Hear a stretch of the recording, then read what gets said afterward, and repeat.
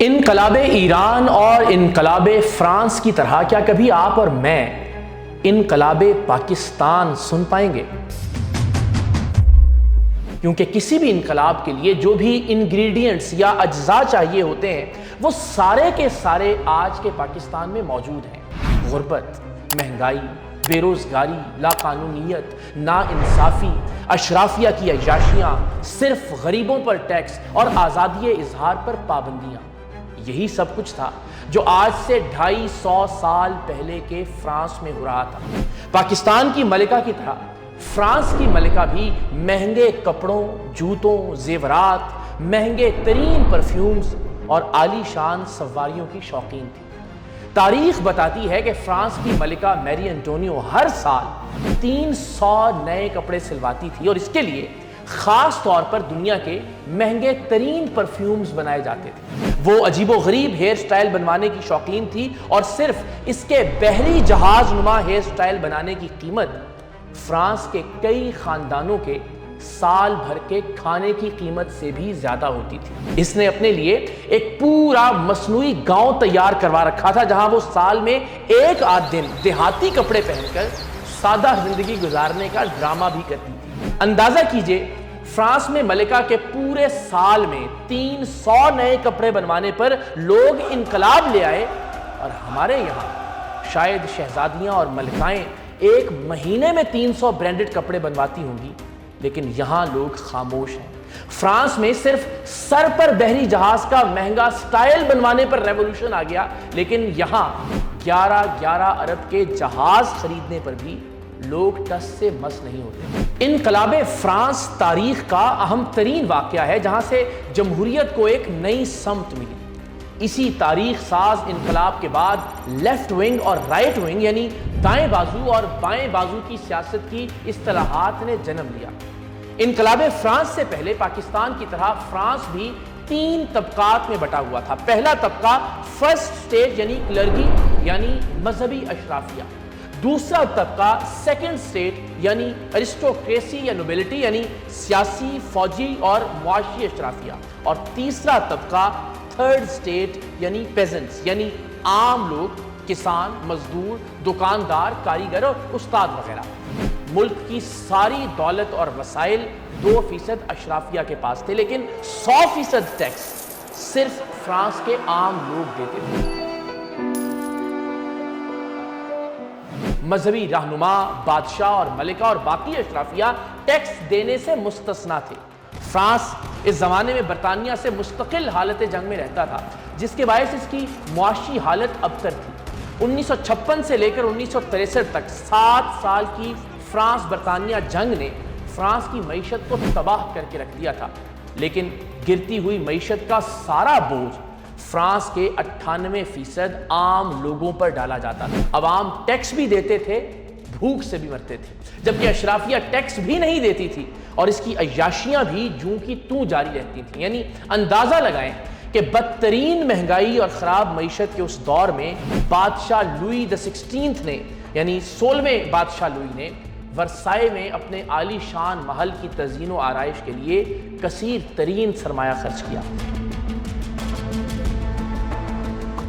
اس کی عیاش ملکہ مہنگے کپڑوں، نادر پرفیومز، نایاب جوتوں اور مہنگے ہیئر سٹائلز پر غریبوں کی دولت دن رات اڑاتی تھی۔ ایک طرف شاہی محلات میں رقص، ضیافتیں اور شاہی تقریبات جاری تھیں، تو دوسری جانب عام لوگ مہنگی روٹی کے لیے لائنوں میں کھڑے رہتے تھے۔ 1788 میں خراب فصلوں کی وجہ سے فرانس میں روٹی اتنی مہنگی ہو گئی تھی کہ عام آدمی کی آمدنی کا نصف یا اس سے بھی زیادہ صرف روٹی خریدنے پر خرچ ہونے لگا۔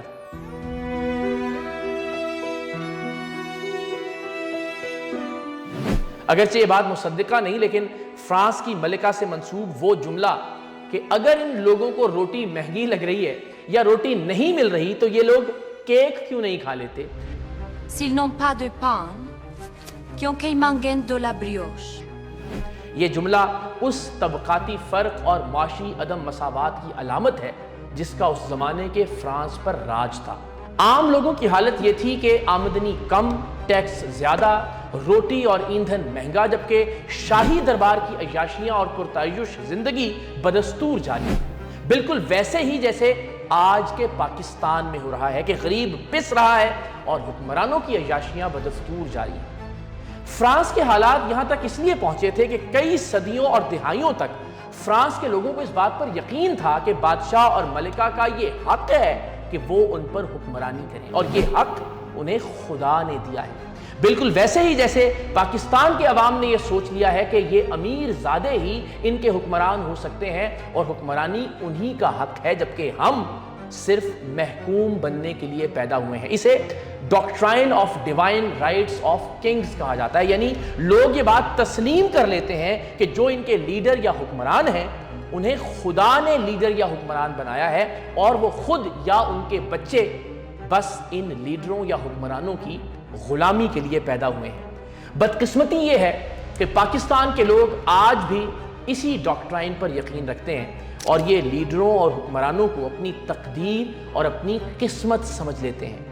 نون لیگ اور پیپلز پارٹی کے فالوورز کو لگتا ہے کہ خدا نے حکمرانی کا حق صرف شریف اور بھٹو یا زرداری خاندان اور ان کی آنے والی نسلوں کو ہی دیا ہے، جبکہ پی ٹی آئی والوں کو یہ لگتا ہے کہ خدا نے عمران خان کو ان کا رہنما بنا کر بھیجا ہے، اور اگر ان سے پوچھو کہ عمران خان صاحب کے بعد کیا کرو گے تو اکثریت کا جواب ہوتا ہے کہ اللہ ہمیں عمران خان کے جانشینوں میں سے کوئی اور لیڈر عطا کرے گا، یعنی کوئی بھی خود کچھ بھی کرنے کو تیار نہیں، کوئی بھی یہ سوچنے کے لیے تیار نہیں کہ وہ خود یا ان کی اولاد میں سے بھی کوئی حکمران بن سکتا ہے۔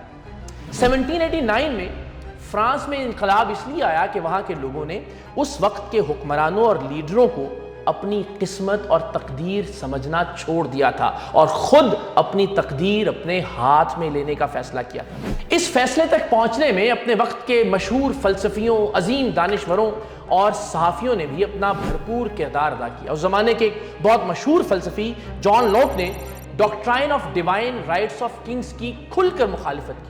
اس زمانے کے مشہور فلسفی روسو نے بتایا کہ حکمران یا لیڈر عوام کے خادم ہیں، مالک نہیں، جبکہ مونٹیسکیو کا کہنا تھا کہ تمام طاقت ایک شخص یا ادارے کے ہاتھ میں نہیں ہونی چاہیے، اور یہی وہ تصورات اور خیالات تھے کہ جن کی بنیاد پر لوگ آہستہ آہستہ حکمرانوں اور لیڈروں کی ذہنی غلامی سے آزاد ہونے لگے اور انہوں نے خود اپنی تقدیر بدلنے کا فیصلہ کیا۔ انقلاب فرانس کے دوران کیا ہوا، لوگوں نے کیا کیا کیا، بادشاہ اور ملکہ کے ساتھ کیسا سلوک روا رکھا گیا، ملک کے امیروں، جاگیرداروں، جرنیلوں اور مذہبی رہنماؤں کا کیا انجام ہوا، اور محلات اور ایوانوں کا کیا بنا، یہ بتانے سے پہلے ان چند ایک واقعات پر نظر ڈالتے ہیں کہ جن کی بنا پر فرانس کے عوام نے انقلاب لانے کا فیصلہ کیا۔ چونکہ لوگ ایک عرصے تک حکمرانوں کو خدا کی جانب سے مقرر کیا گیا یا خدا کی جانب سے بھیجا گیا تصور کرتے تھے، اس لیے جب فرانس کے لوگوں کو اس بات کا پتہ چلا کہ ان کی ملکہ میری انٹونیو سویڈن کے ایک امیر زادے کو عشقیہ خطوط لکھتی ہے، تو ان سب کو ایک جھٹکا لگا کہ جس بادشاہ یا جس ملکہ کو ہم خدا کا اوتار سمجھتے ہیں وہ تو ہم جیسے ہی عام انسان ہیں، اور ایک پاکستان ہے کہ جہاں حکمرانوں اور لیڈروں کی تمام تر بشری خطاؤں اور ان خطاؤں کے بار بار سامنے آنے کے باوجود عوام انہیں اللہ کا ولی، کبھی امیر المومنین، کبھی امت مسلمہ کا لیڈر مانتے ہیں۔ یعنی فرانس کے لوگوں کی طرح پاکستان کے عوام یہ کہتے نہیں کہ ہمارا لیڈر خدا کی طرف سے بھیجا گیا ہے، لیکن دل سے ایسا ہی مانتے ہیں۔ انقلاب فرانس کے واقعات کی دوسری وجہ ٹیکس تھا۔ فرانس کے بادشاہ لوئی کو وزیر خزانہ رابرٹ جیکس ٹرگو نے بار بار یہ تجویز دی کہ عوام کے ساتھ ساتھ سیاسی، مذہبی اور فوجی اشرافیہ پر بھی، امراء پر بھی ٹیکس لگایا جائے، لیکن ٹیکس لگانے کے بجائے ٹرگو کو ہی وزیر خزانہ کے عہدے سے ہٹا دیا گیا۔ اس زمانے میں فرانس کے بادشاہ نے ایک نام نہاد پارلیمنٹ بھی بنا رکھی تھی جسے اسٹیٹ جنرل کہا جاتا تھا۔ اس میں فرانس کے 3 طبقات کی نمائندگی تھی۔ فرسٹ اسٹیٹ یعنی مذہبی پیشوا، سیکنڈ اسٹیٹ یعنی سیاسی، فوجی اور معاشی اشرافیہ، اور تھرڈ اسٹیٹ یعنی آپ جیسے عام لوگ۔ اس نام نہاد پارلیمنٹ میں ہر اسٹیٹ یعنی ہر طبقے کا ایک ووٹ تھا۔ جب بھی اشرافیہ پر ٹیکس لگانے کی بات آتی، جب بھی عام آدمی کو ریلیف دینے کا کوئی معاملہ ہوتا، تو پہلے 2 طبقے یعنی مذہبی اور سیاسی اشرافیہ مل جاتے اور عام لوگوں کا ایک ووٹ 2 ووٹوں کے مقابلے میں ہمیشہ ہار جاتا۔ فرانس کے عوام کا مطالبہ تھا کہ ووٹ طبقے کے حساب سے نہیں بلکہ تعداد کے حساب سے ہونا چاہیے، اور چونکہ عام لوگ 98% ہیں تو ان کی نمائندگی بھی اسی حساب سے ہونی چاہیے۔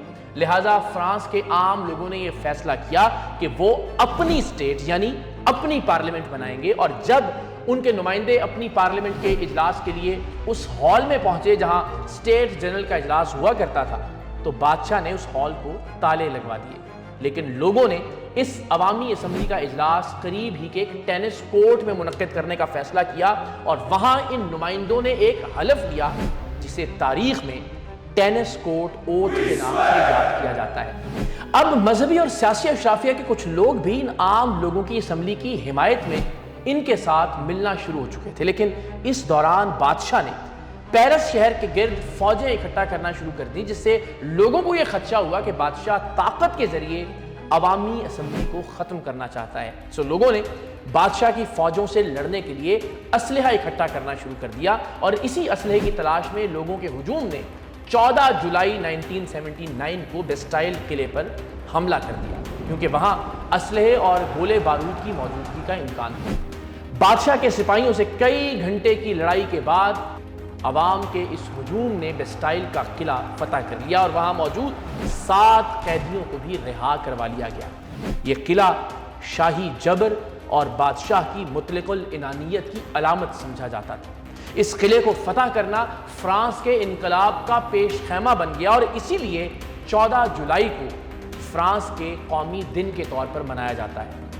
اس کے بعد فرانس کی عوامی اسمبلی نے declaration of rights of man and of the citizen یعنی انسانی حقوق کا اعلامیہ منظور کیا، جس پر بادشاہ دستخط کرنے سے گریزاں تھا۔ ایک طرف بادشاہ اب بھی شہریوں کو حقوق دینے سے انکاری تھا، اور دوسری جانب مہنگائی اور خاص طور پر روٹی کی قیمت مسلسل بڑھتی جا رہی تھی۔ اس موقع پر فرانس کی عورتوں نے آگے آنے کا فیصلہ کیا، اور کئی ہزار عورتوں نے پیرس سے کئی کلومیٹر دور ورسائے تک بادشاہ کے عالی شان محل کی جانب مارچ کیا، جسے مارچ آف ورسائے کے نام سے یاد کیا جاتا ہے۔ مارچ کے دوران مظاہرین اور محل کے شاہی محافظوں کے درمیان جھڑپیں بھی ہوئیں، جس کے بعد بادشاہ کو ورسائے سے پیرس کے محل میں منتقل کر دیا گیا، جہاں وہ براہ راست عوام اور عوامی اسمبلی کی نگرانی میں آ گیا۔ 1791 میں فرانس کا پہلا آئین نافذ کر دیا گیا، جس پر بادشاہ نے بادل ناخواستہ دستخط کیے، لیکن وہ کبھی بھی اس آئین کا حامی نہیں تھا، اور اس دوران وہ پیرس سے فرار ہونے کی کوشش بھی کر چکا تھا۔ بادشاہ اور اس کا خاندان بھیس بدل کر پیرس کے محل سے نکلے، اور ان کی کوشش تھی کہ وہ فرانس کے مشرقی سرحدی علاقے تک پہنچ جائیں، جہاں بادشاہ کی فوجیں اب بھی بڑی تعداد میں موجود تھیں، اور بادشاہ کو یہ لگتا تھا کہ وہاں سے وہ انقلاب کے خلاف اپنی پوزیشن کو دوبارہ مضبوط کر سکتا ہے۔ لیکن وارن نامی ایک قصبے میں ایک اہلکار نے سکوں پر موجود بادشاہ کی تصویر سے اس بادشاہ کو پہچانا، اور پھر انہیں واپس پیرس لے آیا گیا۔ اس واقعے کے بعد بادشاہ اور عوام میں جو رہا سہا اعتماد تھا وہ بھی ختم ہو گیا۔ لوگوں کو یقین ہو گیا کہ بادشاہ ہمیں ہمارے حقوق نہیں دینا چاہتا، اور اب بھی انقلاب کے خلاف سازشیں کر رہا ہے۔ 1792 میں ان انقلابیوں نے پیرس میں بادشاہ کے محل پر حملہ کر دیا۔ بادشاہ اور اس کا خاندان گرفتار کر لیے گئے، جس کے بعد ستمبر 1792 میں نیشنل کنونشن نے ملک میں بادشاہت کے خاتمے اور فرانس کو ریپبلک یعنی جمہوریہ بنانے کا اعلان کر دیا۔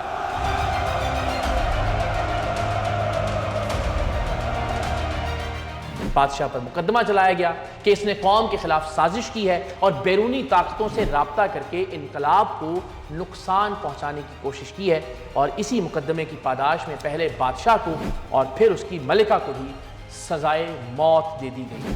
اس زمانے میں گلوٹن نامی ایک آلے کے ذریعے سزائے موت پر عمل درآمد کیا جاتا تھا، جس میں مجرم کا سر لکڑی کے ایک تختے میں پھنسا دیا جاتا تھا، اور پھر اوپر سے لوہے کا ایک تیز دھار وزنی ٹوکا یعنی بلیڈ گردن پر گرتا تھا اور گردن کو جسم سے الگ کر دیتا تھا۔ بادشاہ اور ملکہ کی سزائے موت کے بعد فرانس میں رین آف ٹیرر یعنی دور دہشت کا آغاز ہوا۔ وہ کہتے ہیں نا کہ انقلاب سننے اور پڑھنے میں جتنا فیسینیٹ کرتا ہے، दिखने में उतना ही भद्दा और दहशतनाक होता है। इनकलाब फ्रांस में भी यही हो रहा था। सदियों और दिहाइयों की गुर्बत और महरूमी के मारे अवामी इनकलाबियों ने अशराफिया के नुमाइंदों को ढूंढ ढूंढ कर सजाए मौत देना शुरू की। शाह परस्तों और पादरियों के सर कलम करके नेज़ों पर शहर की सड़कों पर घुमाए जाने लगे। शाही महल्लात और अशराफिया के ऐवानों को आग लगाई जाने लगी। इनकलाबियों का यह मानना था कि अगर इनकलाब को बचाना है तो हर उस शख्स को कत्ल करना होगा जो इनकलाब के रास्ते की रुकावट बन सकता है या जो इनकलाब के मुखालिफ है। लिहाजा सिर्फ शक की बुनियाद पर भी कई हजार लोगों को मार दिया गया। यहां तक कि एक दिन इनकलाबियों के सबसे मशहूर रहनुमा मैक्सिमिलियन रोबेस्पियर को भी फांसी दे दी गई। ये जुमला इसी हवाले से मशहूर हुआ कि इनकलाब अपने बच्चे खाने लगा है। खूनी इनकलाब हमेशा ऐसा ही होता है, बेसमत, बेपनाह खौफ वाला, दहशतनाक, ड्रामाई और खूरेजी से भरपूर। इनकलाब के बाद फिर हालात किसी के काबू में नहीं रहते। फैसला इनकलाबी और खूनी जत्थे खुद करते हैं। कौन अपना है कौन पराया है इसकी कोई तमीज नहीं रहती। कोई निजाम, कोई इदारा बाकी नहीं बचता। किसी का सर और किसी की इज्जत महफूज नहीं रहती। फ्रांस की तरह पाकिस्तान में भी इस वक्त एक इनकलाब के मुकम्मल इंग्रेडिएंट्स मौजूद हैं। आज नहीं तो कल दिहाइयों से लुटते और पिसे हुए लोग अपने हक के लिए उठेंगे। आज नहीं तो कल सिसकते और तड़पते अवाम, फौजी और सियासी बादशाहतों के खिलाफ सब आरा होंगे। आज नहीं तो कल ये मजलूम और महकूम गरीब इन अमीर जादों से अपना हक मांगेंगे। आज नहीं तो कल इस मुल्क के मजदूर, किसान, मेहनतकश और कारीगर दिहाइयों के जबर और महरूमी का हिसाब लेंगे। लेकिन यह फैसला हमने करना है कि फ्रांस की सड़कों की तरह खून बहाकर इनकलाब लाना है या इन अमीर जादों के मुकाबले में अपनी एक सियासी कुव्वत बनाकर इनकलाब लाना है। क्या आग और खून के खेल वाला इनकलाब लाना है या मिडिल क्लास को इख्तिदार में लाकर इनकलाब लाना है? क्या सरों को नेज़ों पर घुमाने वाला इनकलाब लाना है या मजदूरों और किसानों के सरों को बुलंद करने वाला इनकलाब लाना है? जिस दिन मरियम या बख्तावर के मुकाबले में मजदूर की बेटी इलेक्शन जीतेगी वो होगा इनकलाब। जिस दिन बिलावल के मुकाबले में लोग किसान के बेटे को वोट देंगे वो होगा इनकलाब। जिस दिन वजीर आज़म की कुर्सी पर आप जैसा कोई आम आदमी बैठेगा वो होगा इनकलाब। जिस दिन वडेरों, जागीरदारों और सरमायादारों के मुकाबले में आपकी औलाद इलेक्शन लड़ेगी वो होगा इनकलाब। जिस दिन इस मुल्क में मिडिल क्लास का इख्तिदार होगा, जिस दिन इस मुल्क में अवाम का राज होगा वो होगा इनकलाब। और ये इनकलाब लाने के लिए हमें खून बहाने की जरूरत नहीं, सिर्फ एक जमात बनाने की जरूरत है जो किसी शख्स या खानदान की नहीं बल्कि आपकी और आप जैसे आम लोगों की मलकियत है, जिसमें मेरिट और इंटरनल इलेक्शन के जरिए मिडिल क्लास के लोग भी आगे आ सकें, जिसमें मजदूरों और किसानों के बच्चों को भी इज्जत मिले, जहां रेडी वाले की बेटी और कंडक्टर और ड्राइवर के बच्चे भी फैसले कर सकें, जहां आम आदमी खास हो, जहां वर्कर लीडर हो और लीडर वर्कर हो। एक ऐसी जमात जो आजादी, मसावात और उखुवत के उसूलों पर खड़ी हो। एक ऐसी जमात जो किसी खानदान की जाती जागीर ना हो, जो किसी शख्स की जाती दुकान ना हो। एक ऐसी जमात जो एक इदारा हो। एक ऐसी जमात जो कोऑपरेटिव कल्चर के जरिए इस मुल्क के मजदूरों और किसानों को फैक्ट्रियों, कारखानों और मिलों का मालिक बनाए। एक ऐसी जमात जो मिडिल क्लास वालों और गरीबों को इस मुल्क का हुक्मरान बनाए। आइए अवाम राज तहरीक के जरिए एक ऐसी जमात बनाने की कोशिश करते हैं। इस मुल्क में हकीकी इनकलाब लाने की कोशिश करते हैं। एक ऐसा इनकलाब जिसे दुनिया इनकलाब ईरान और इनकलाब फ्रांस की तरह इनकलाब पाकिस्तान के नाम से याद करे।